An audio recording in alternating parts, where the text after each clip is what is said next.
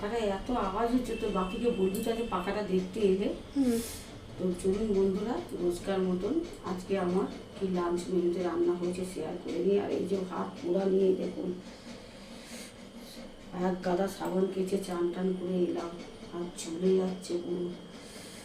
তো বন্ধুরা অনেকটাই দেরি হয়ে গেছে, প্রায় 3:30 বেজে গেছে দুপুর, এখনো খাওয়া দাওয়া আমি খুব জোর খিদে পেয়েছে। চলুন আমাদের সাথে শেয়ার করে নিই আজকের লাঞ্চ মেনুটা।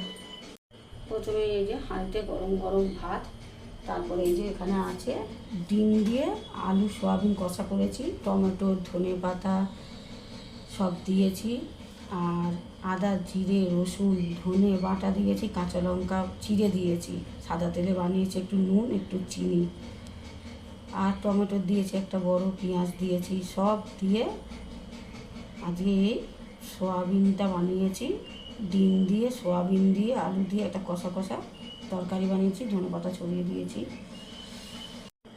অনেক কিছুই তরকারিটাতে দিয়েছি, গরম মশলা, তারপরে আরও অনেক কিছু, তেজপাতা সাদা জিরে ফোড়নে দিয়েছি, অনেক কিছু দিয়েছি বন্ধুরা।